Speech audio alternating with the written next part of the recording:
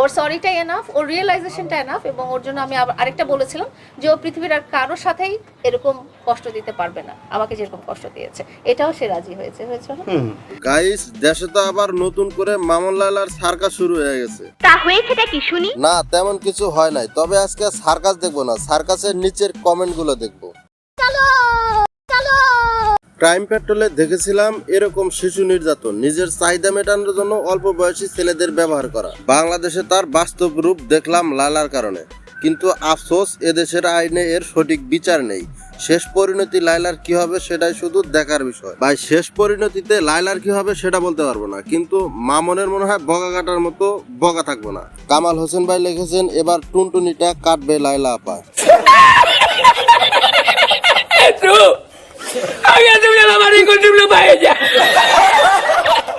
নির্লজ্জ বেহায়া দুইটা।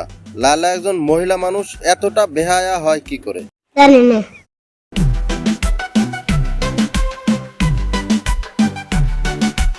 আয়শা আপু শুধু সিপাই না, এত একদম ফাটা বাসের সিপাই পড়ে গেছে। সঠিক বলেছেন। আরিশা অর্নি আপু লিখেছেন, মামুনের মুখ দেখে বোঝা যাচ্ছে যে খালি মামলাটা উঠা, পরেরটা আমি দেখে নিচ্ছি। নাজিয়া আপু লিখেছে, মামলা ডিসমিস করার জন্যই মামুনের এই ফোন দি, এই লেলা আবার ভুল করছে। আরিশা অর্নি ও নাজিয়া আপু, আপনাদের কথার সাথে আমিও একমত পোষণ করছি, কারণ তার চেহারা দেখেও কিন্তু ঠিক এরকমই মনে হচ্ছে। আব্দুল আজিম ভাই লিখেছেন, অনেক সুন্দর লাগছে লাইলা আপু, মামুন ভাইয়ের একসাথে হয়ে গেছে, অনেক সুন্দর লাগছে। আসলে ভালোবাসা কখনো বয়স নিয়ে হয় না, এটা যারা পরে সেটাই বুঝে, বুঝছেন?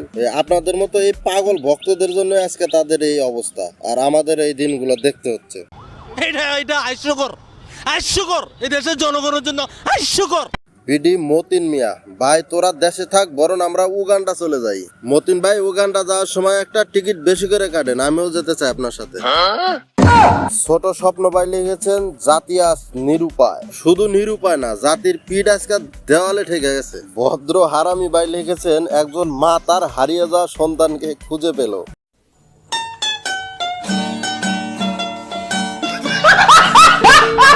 গাইস, আপনারা ভাবুন বয়সের ডিফারেন্ট কিরকম হলে মানুষ এরকম কমেন্ট করতে পারে, তবুও তাদের লজ্জা হবে না। দুইটার জন্ম দুর্ঘটনায় হয়েছে। ভাই, ঘটনা কিরকম ঘটছে, দুর্ঘটনা কিনা সেটা বলতে পারবো না, তবে এরকমই কিছু একটা হবে হয়তো। আবার দুইজন আইছে, এই দুইটারে দেখলে গা জ্বলে।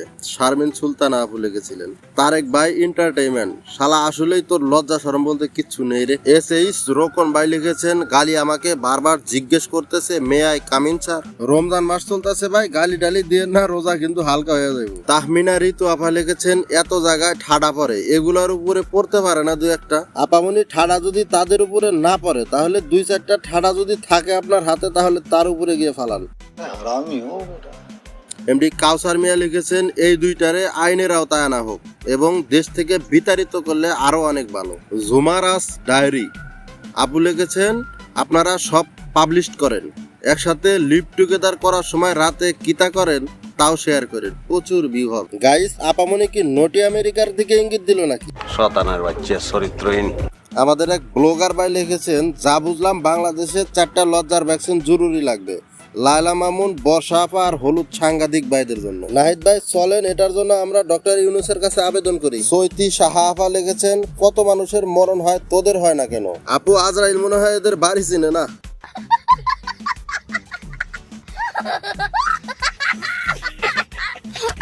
আওয়াল ভাই লিখেছেন, এই বেয়াদব দুইটাকে সামাজিক ভাবে বয়কট করা উচিত, সমাজ ধ্বংস করছে এসব করে। বয়কট করে কি করবেন, এদের এগুলাই ব্যবসা।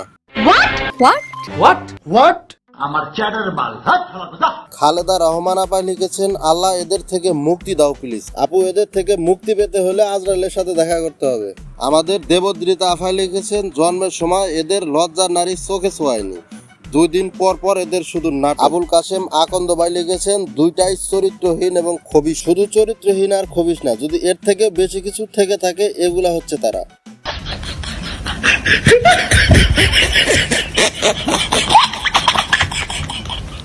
রিপাত আহসান দুর্জয়, নেরা বেলতলায় একবার যায় আর হে বারবার যায়। হাতে বারবার কি জন্য যায় সেটা বলতে পারবো না, তবে এবার যে গেছে মনে হয় বকাটা কাটার জন্য।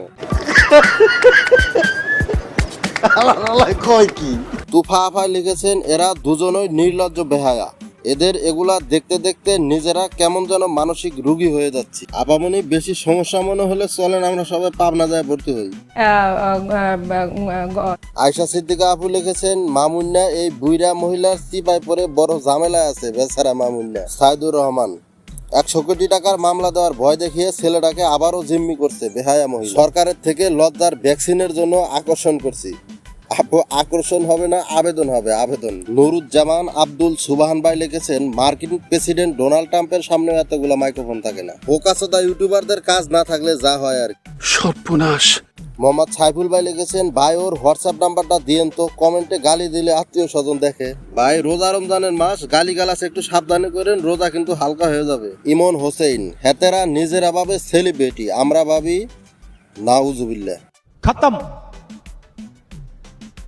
Bye bye Tata. দেশে মনে হয় কুকুর মারার ইনজেকশন নাই, তা না হলে এরা এখনো বেঁচে আছে কিভাবে? ভাই আমার মনে হয় কুত্তা মারা ইনজেকশনের মেয়াদ নাই। এমডি মনির খান লিখেছেন, ওদের দৌলদিয়া ঘাট থেকে ছাড় লোকে। ভাই দৌলদিয়ার ঘাট থেকে মনে হয় বাসতে বাসতে একদম প্রিন্স কাট সেলুনে এসে পড়ছে।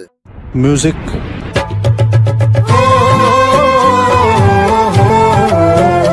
মিলি খানম আপায় লিখেছেন, কয়দিন আগেও না এই বুড়ি বলল তার টুট টুট টুট দুয়ার বন্ধ মামুনের জন্য।